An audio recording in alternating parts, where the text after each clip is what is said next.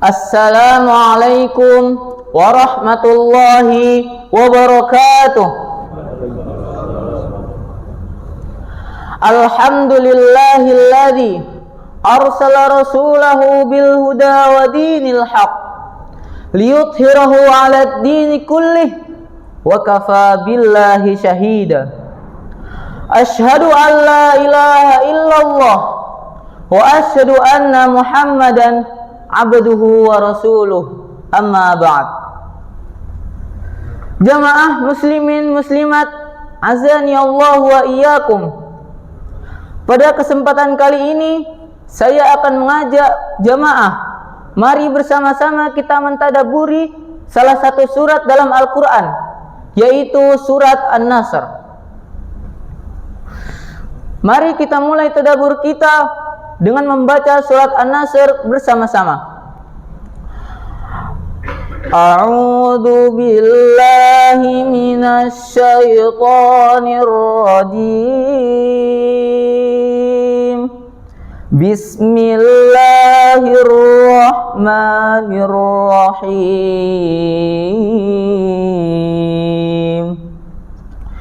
Idza jaa nasrullahi wal fath wa ra'aitan nasa yadkhuluna fi dinillahi afwaja fasabbih bihamdi rabbika wastaghfir innahu kana tawwaba.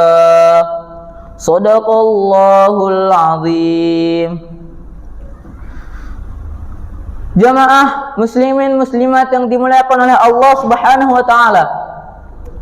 Surat An-Nasr adalah surat ke-110 dalam Al-Qur'an yang diturunkan di kota Makkah dan terdiri dari 3 ayat.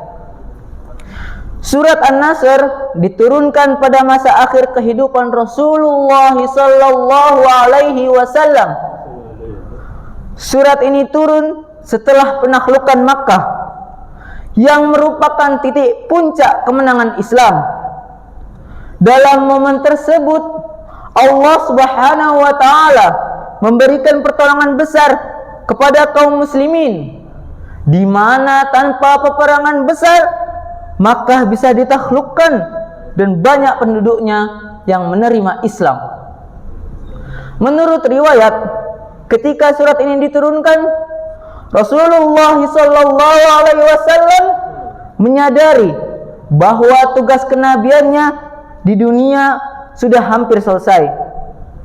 Surat ini merupakan isyarat halus dari Allah Subhanahu wa taala bahwa akhir perjuangan beliau semakin dekat. Sahabat Ibnu Abbas radhiyallahu anhuma menafsirkan surat ini sebagai pertanda bahwa ajal Rasulullah sallallahu alaihi wasallam sudah mendekat. Karena setelah kemenangan besar itu, Allah Subhanahu wa taala memerintahkan Rasulnya untuk memperbanyak tasbih, tahmid dan istighfar. Saat cahaya kemenangan mulai bersinar dan langkah-langkah menuju puncak kemuliaan terdengar, Allah Subhanahu wa taala menurunkan surat An-Nasr sebagai pengingat bagi jiwa yang berjuang bahwa kemenangan bukanlah akhir, melainkan awal dari renungan mendalam. Kama qala Allah taala fil Qur'anil Karim, a'udzu billahi minasy syaithanir rajim. Idza jaa nasrullahi wal fath. Apabila telah datang pertolongan Allah Subhanahu wa taala dan kemenangan.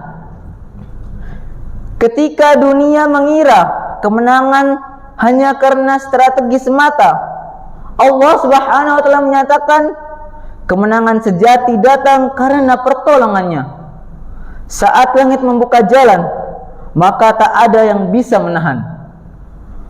Untuk itu tetaplah yakin walau masih terpuruk, pertolongan Allah bisa datang kapan saja.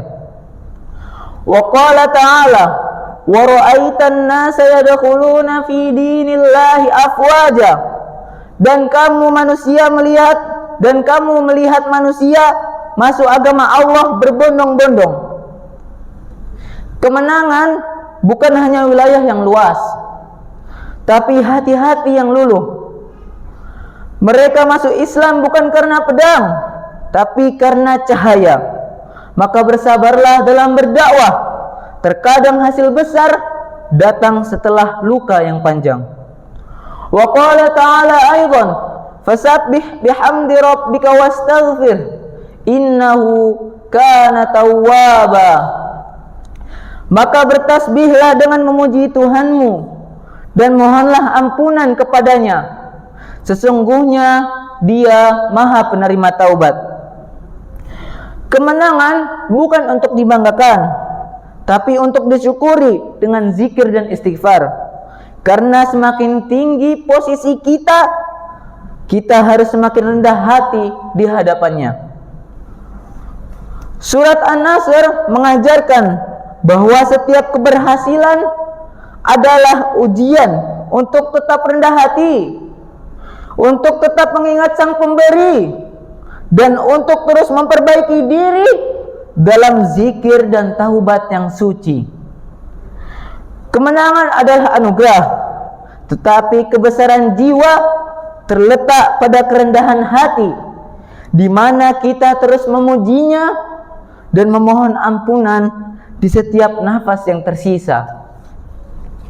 Dengan memahami surat An-Nasr, kita diajak untuk tidak terlena dengan kemenangan duniawi, tetapi menjadikannya sebagai pintu menuju kedekatan dengan Ilahi.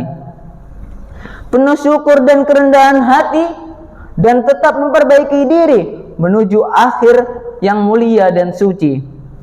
Semoga Allah Subhanahu wa taala menganugerahkan kita kemenangan yang Ia ridhoi dan menanamkan kerendahan hati saat kita berhasil, dan kesabaran saat kita diuji. Amin ya rabbal alamin.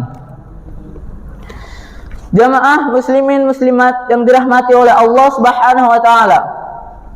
Mungkin sekian dari saya. Jika ada salah kata, saya mohon maaf. Sebelum kita tutup, marilah kita berdoa bersama-sama untuk kebaikan kita bersama. Bismillahirrahmanirrahim. Alhamdulillahi rabbil alamin. Hamdan yuafi ni'amahu wa yukafi'u mazidah. Ya Rabbana lakal hamdu, lakas syukru, kama yanbaghi li jalali wajhikal karimi wa azimi sultanik. Allahumma salli wa sallim ala Muhammad wa ala ali Muhammad. Ya Allah yang maha besar dan maha kuasa, kami mohon kepada Engkau ya Allah untuk para musyrif, orang tua asuh, donatur, pembina dan pengurus yayasan, pengurus ponpes, dan umat muslimin dan muslimat. Semoga diampuni dosa-dosanya, baik dosa besar maupun dosa kecil, disengaja ataupun tidak disengaja. Semoga diberi hidayah agar dapat melaksanakan semua perintah-Mu dan meninggalkan semua larangan-Mu. Semoga diberi kesehatan agar bisa istiqomah dalam melaksanakan ibadah, baik yang wajib maupun yang sunnah. Diberi rezeki yang luas dan berkah, agar bisa berbagi kepada anak yatim dan duafa dan perjuangan Islam. Diberi kemampuan bisa bersabar jika menerima musibah, dan pandai mensyukuri kenikmatan. Dan semoga diberi keturunan yang qurrata a'yun, keturunan yang solih dan solihah. Rabbana atina fid dunya hasanah wa fil akhirati hasanah wa qina adzaban nar. Subhanaka rabbil izzati amma yasifun wa salamun alal mursalin walhamdulillahi rabbil alamin. Billahi taufiq wal hidayah. Wassalamu alaikum warahmatullahi wabarakatuh.